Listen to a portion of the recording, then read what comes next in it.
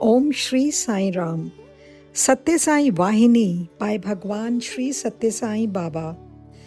The Sathya Sai Vahini is the Gita given to us by the person who is Sanatana Sarathi, eager and ready to hold the reins of our senses, mind, consciousness, ego and intellect and guide us safely to Prashanti Nilayam, the abode of supreme peace, the goal of all mankind.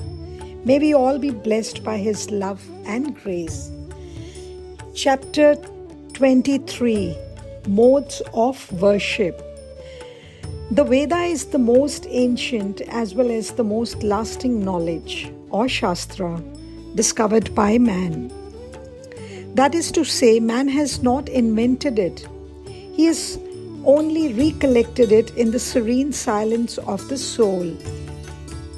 So the Veda can lead man into the vision of the truth unreachable by the senses and unrelated to the material world. It is inaccessible to human reason because it is transcendent. So it is described as Paramam Vyamo, Paramam Padam Aksharam Tat Sat, the great protector, also indestructible Tat, truth. These words denote all the four Vedas, beginning with the Rig Veda. The term Veda was originally applied to the Supreme Lord Parameshwara, the All-Knowing. Veti iti Vedaha, he who knows is Veda. Then it was applied to the principle of understanding. Vedyati iti Veda, that which makes known is Veda.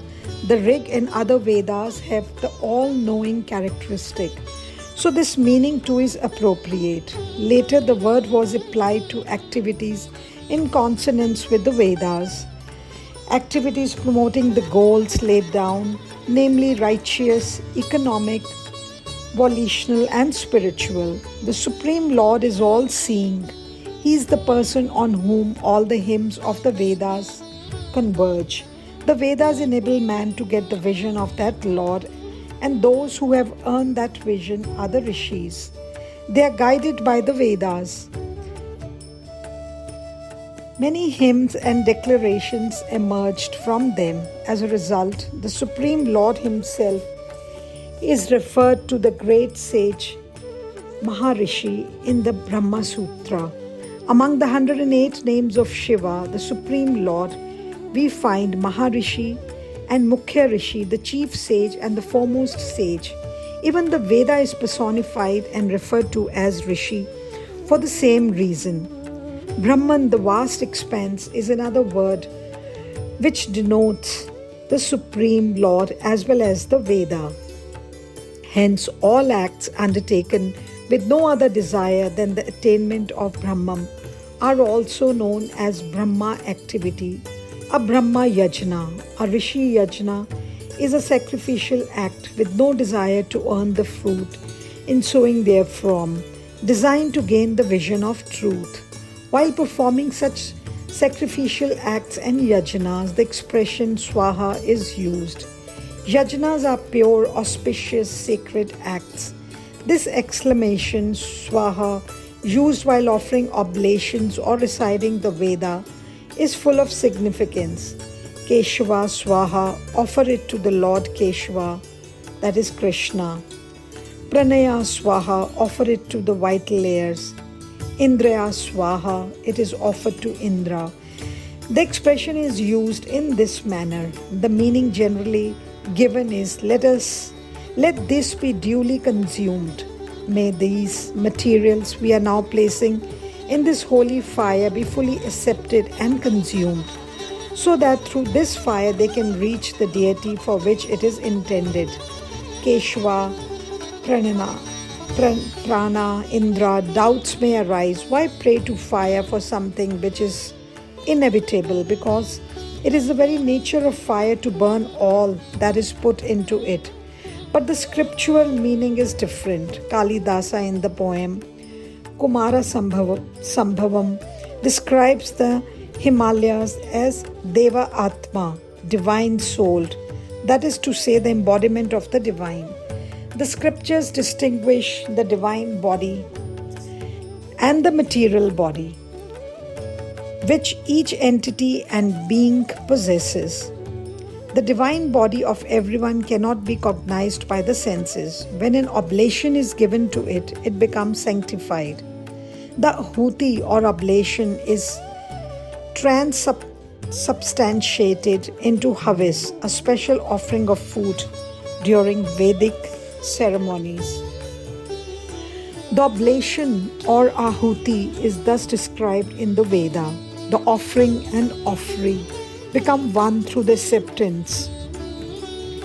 The Atta, the offerer, and the Adyam, the offeree, who in this case is the offeree and the scepter. It is Agni, the divine power inherent in fire, in the sun, in the warmth of the vital air that sustains life. When, with the recitation of the appropriate ceremonial formulae, material oblations are placed in Agni, with the phrase Swaha, it is not a mere exclamation, it is expiation, it is realization of the prayer which the ritual represents. The Veda is known as Chandas also. This means pleasant, joyous. It is also associated with the kindred meaning, strong, vital, shielded. Since all the attributes and characteristics can be predicated of the Vedas, the name referred to above is very appropriate. The sacred ceremonies and rituals which the Vedas expound confer joy not only on the participants but on the entire world and even on worlds beyond. The Supreme Lord, who is the source of bliss, is known in the scriptural texts as Yagnanga, having the Vedic ritual as his limbs. Yajna Vahana, using the Vedic rituals as his vehicle. When Godhead assumes form, the first manifestation is Hiranyagarbha, the golden womb. This too is embodied bliss, having as vehicle the bird with wings of beauty or Garuda. The Supreme Lord is also known as Visharatha, he whose chariot is the bull, the symbol of Dharma or righteousness. This is the reason why in temples we find the bird Garuda carved or kept as an idol before the shrine of Vishnu, and the figure of the bull or its idol placed before shrines of Shiva.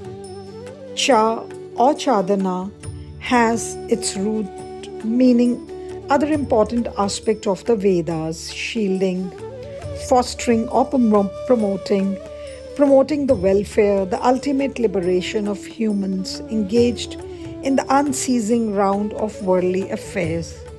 Humans are ever caught up in the activities pursued with the profit available as the purpose. They have to be molded as righteous men and women at the same time. The tree of life has to be guarded to offer them fruits and shade. The Veda has to shield from destruction the activist doers, that is the karma lovers, from the evil temptation to quote unrighteousness, and the inquiry fond thinkers or the jignasu, from the evil temptation to pursue the pleasure-bound senses. Since the Veda both guides and shields, these verses are called in totality Chandas. Through their role as armor or shield, they shower bliss on all who rely on them. Chadanath Chandasi, by shielding they become Chandas. There is a myth about the Vedic rituals, collectively known as Yajna. Once Yajna fled from the gods, taking the form of a black antelope. The gods went in pursuit, but they succeeded only in retrieving its skin. That skin became the Yajna, the symbol of the right. The white, dark and tawny colors on that skin represent the Vedas, Rig, Yajur and Sama, and it was adored as sacred for this very reason. It was honored as symbolizing the triple knowledge, that is to say, mastery of the three Vedas. The skin is used by the officiating priests and other participants in all Vedic ceremonials in order to invoke the protecting hymns called Chandas. The three colors are believed to represent the three worlds too, and therefore he who is seated on the skin or wears its benefits, the three worlds, by his Vedic recitations and oblations. The master of the ceremonials at the Vedic yajna is described in the Vedic scriptures as the fetus in the womb. As the fetus is safe and secure, with his fingers clasped and body prostrate, enveloped in the mother, the priest initiator must be enveloped in the antelope skin, symbolizing Mother Veda. To human eyes, it is just a skin, but during Vedic rites, it becomes a shield. This is the reason why, before wearing it, the initiator prays, addressing it, "You are the shield, Charma. Shield me as Charma. Charma, since it shields man from grief, injury, and wrong, has come to mean happiness and bliss." Vishnu, the second of the Trinity, is the embodiment of bliss, and Vedic sacrifices confer bliss. Vishnu is praised as Yajna itself. Yajno Vai Vishnu. The Lord Vishnu is the embodiment of the triple Veda. Upasana means the acquisition of the presence of the divine, the achievement of the bliss of adoration. Vedic tradition sanctions four paths as legitimate and fruitful to win this achievement. They are called Satyavati, Angavati, Anyavati, and Nidanvati. We shall consider these in some detail. Satyavati. The scripture defines the divine thus: Sarva Vyapinam Atmanam Kshires Sarpini Varpitam. The Atma is immanent everywhere, just as he interpenetrates every drop of milk. When the seeker pursues the truth with this conviction, urging his endeavor, his sadhana is called Satyavati, truth-based. Mayatam idam sarva jagata vyakta murtina. The Lord declares, in my latent form, I am in the entire creation, operating the mystery. See in me all this, see all this as me. When one succeeds in this effort, the Satyavati path will lead to success. I shall be visible to you as all this and in all this. The Lord assures. The Lord promises this vision of eminence and transcendence to whomsoever that persists with sincerity on this Satyavati path. Angavati, the universal being, is the fire, the wind, the sun, the moon, and all else. He is the breath that sustains life in all beings. He is the fire that illumines all.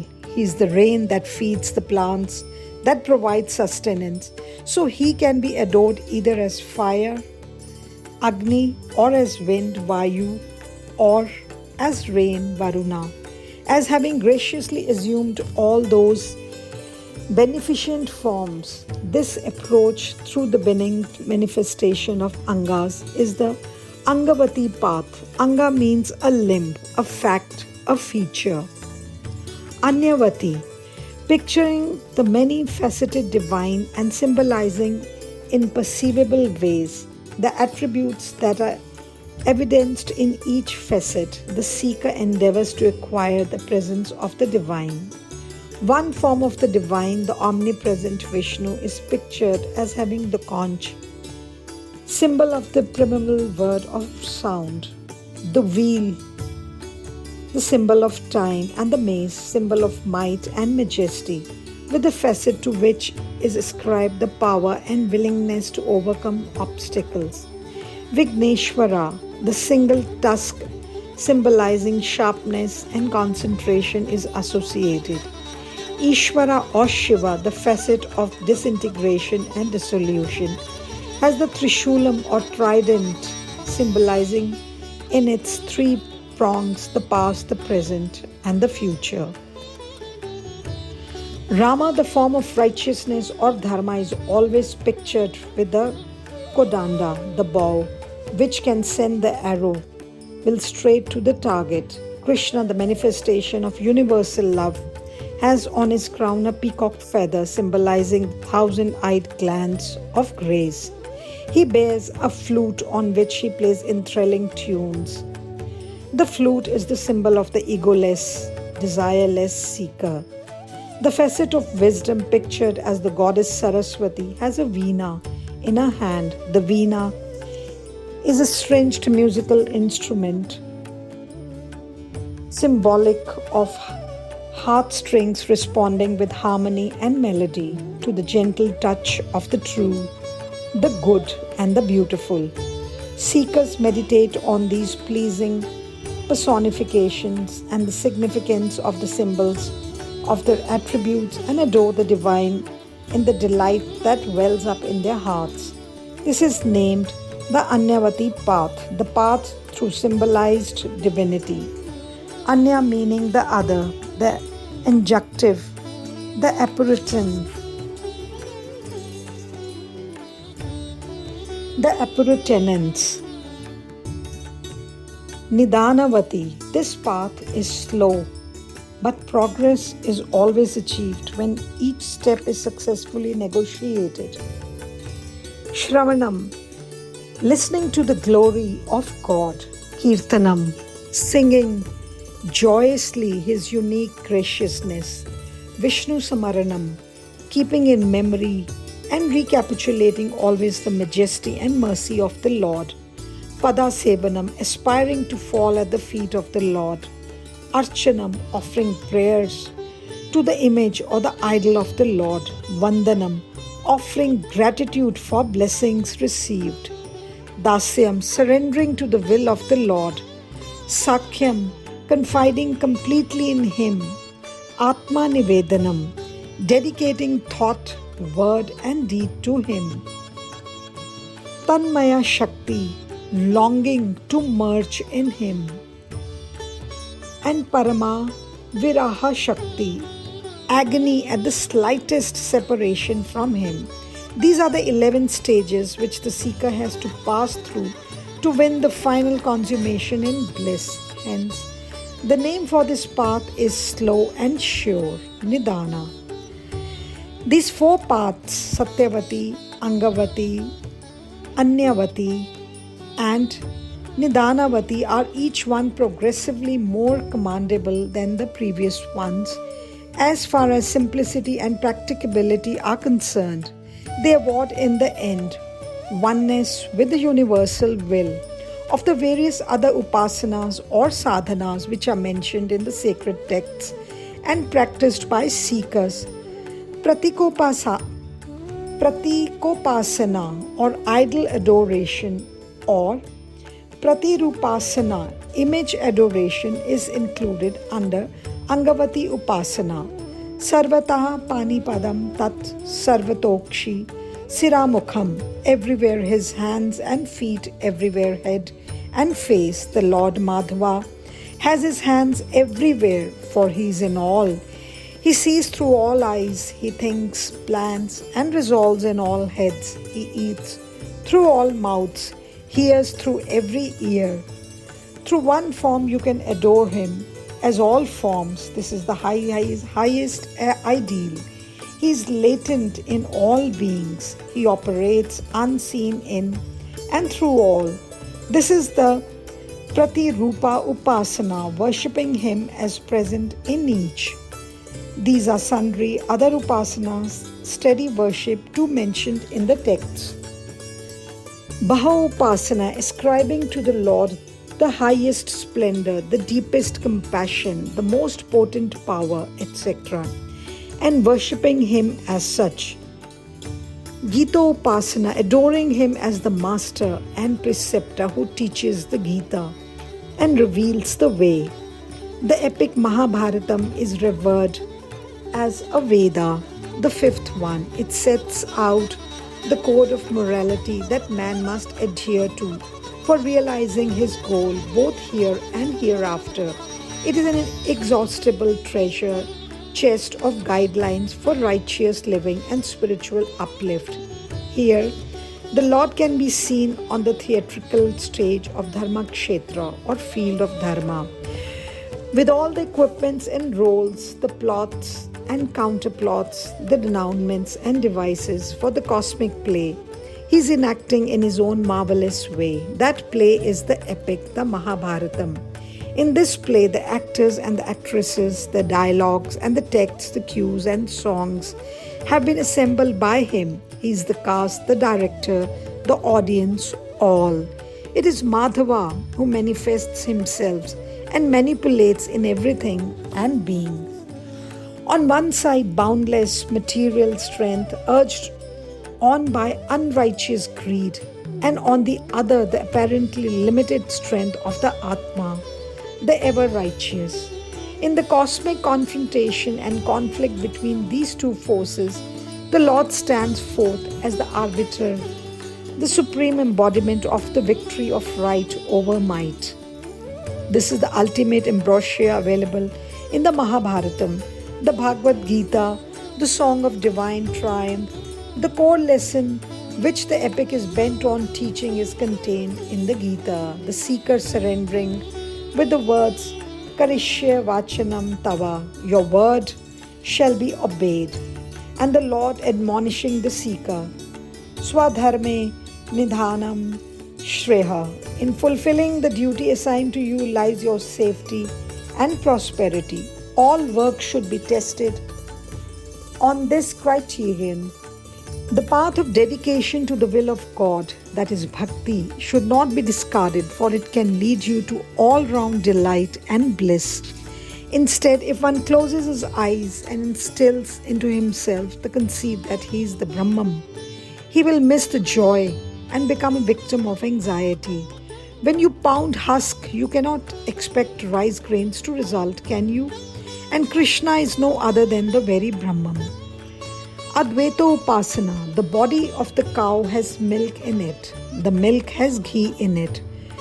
But the ghee cannot be a source of strength to one.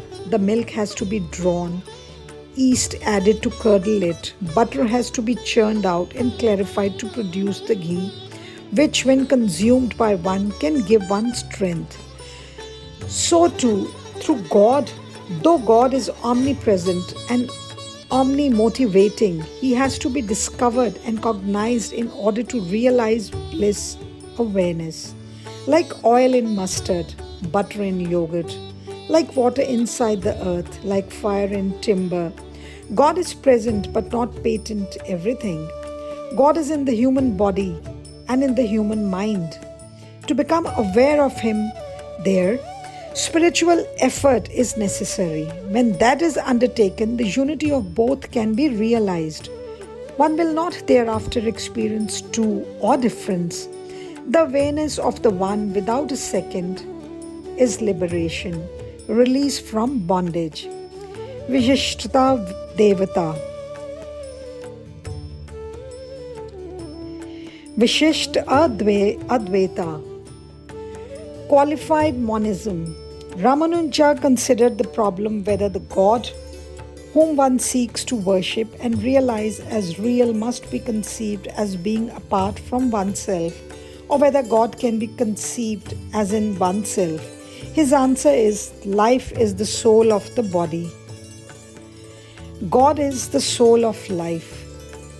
God is the grantor, the force, the sustainer. Seek him in that spirit, the supreme sovereign Purusha in whom all the elements reside and who is the indweller and inner motivator of all creation, can be known and experienced only by winning grace through surrender. Understand well his transcendence and eminence, and realizing one's deficiencies, surrender the ego in order to partake of his glory. The mental attitude of the seeker should be Tvem eva Sharvam Mama Deva Deva. Thou alone art all, O my God, God of gods. You are the urge, you are the path, you are the goal. The spiritual effort must be one-pointed, unwavering, untiring. Dvaita Upasana or dualism. The dualistic outlook on the relationship between God and the individual is that of husband and wife. Vishnu, the Lord, the ever free, ever full, has to be adored as the wife adores the husband. Among such sadhakas, Chaitanya is most noteworthy. He established a distinct Chaitanya Upasana itself. Without the anguished yearning for the feet of Lord Krishna, liberation cannot be gained. Why? Even purification of one's intelligence is not possible without that yearning.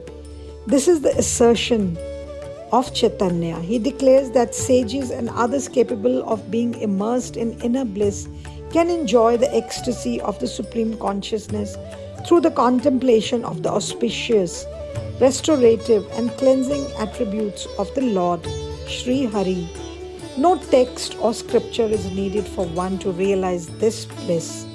Sunk in the waves of that divine ecstasy, the person ignores all the norms of social behavior and escapes from all conventions. He sings aloud the names of Hari, sheds streams of joy, dances in divine delight, and experiences unadulterated, genuine bliss. He feels that the Lord's feet have made every inch of ground holy. Thus they sing the glory of the Lord, fully attuned to Him. This sadhana was emphasized as the easiest and most fruitful by Chaitanya. His foremost goal was to attain the absence of body consciousness in the flood of ecstasy that surges from melodious group singing of the majesty and mercy of the Lord. There are few other forms of worship which merit mention. Gaudiya Upasanaha. In one such, Sri Krishna formulated and incorporated in the unmanifest eminence as Purushottama, and Radha formulated and incorporated as unmanifest universal energy, are both visualized and known as Krishna Radha, or more commonly Radha Krishna. Madhava is another name of Krishna, signifying that he is the master of cosmos or Prakriti. So the name used in this upasana or worship is Radha Madhava. The recitation of this name is held by the adherents of this path of worship to be capable of leading to the ecstasy that can confer liberation from all forms of bondage. The Charyas or founders of this upasana declare this to be attainable goal. The Lord is the very embodiment of the nectar of delight. Living beings can get immersed in spiritual delight only when they imbibe that nectar. The Shruti text proclaim that those born in Ananda can live only in and through Ananda. The sacred name Radha Madhava is the key. It is said to the treasure house of that precious nectar.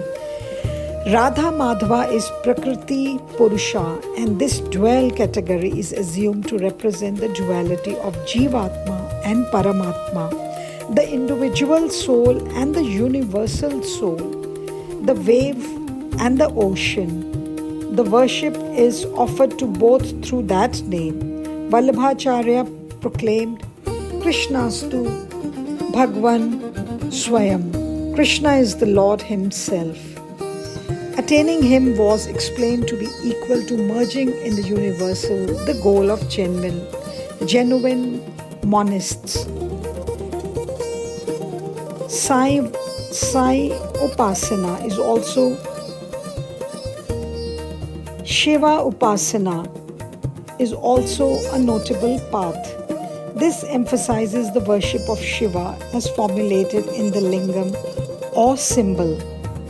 Lingam Sarva Kalam. The infinite lingam is a symbol of the primal energy which forms the basic cause of the origin, condition and progress of the elements that compose the cosmos. The lingam is the form of Shiva himself, and realizing it as such is asserted as the ultimate goal, liberation.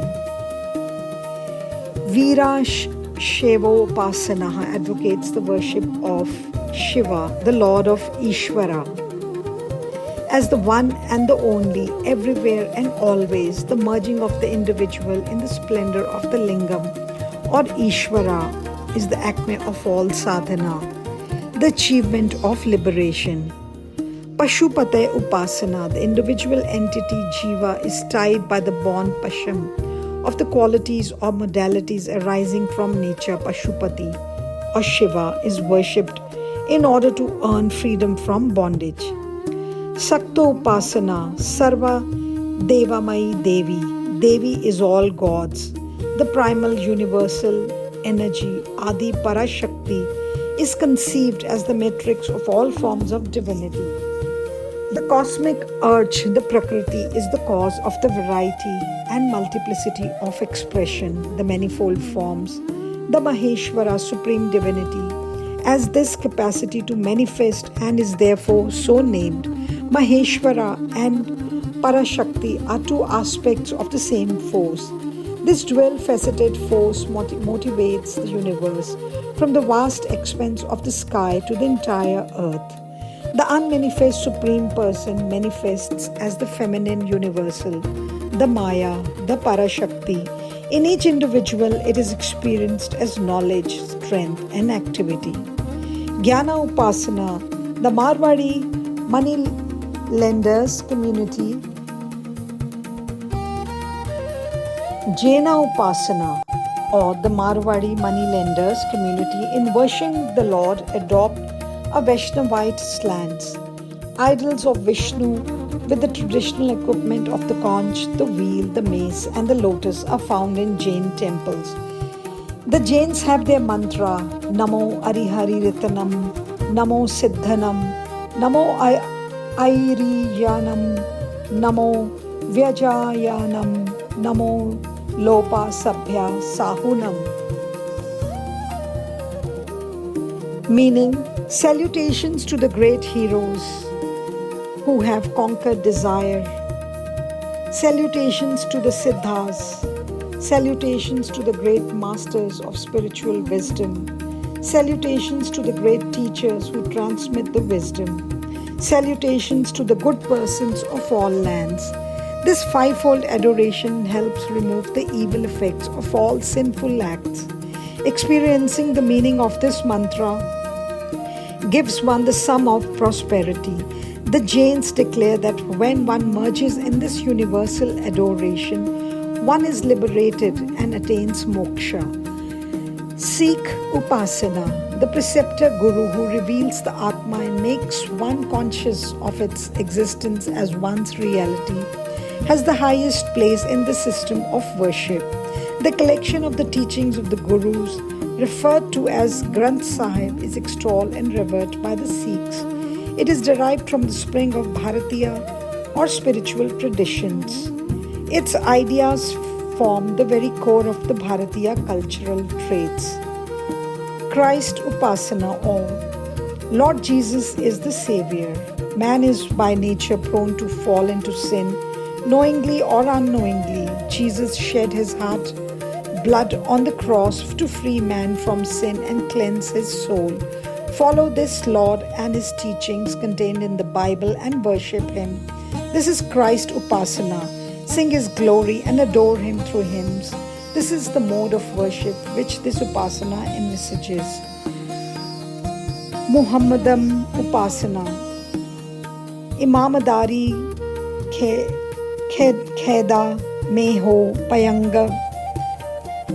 Payagambar mein bharosa. Acquire self-confidence and place all burdens on God. Have implicit faith in the power of God every moment of living.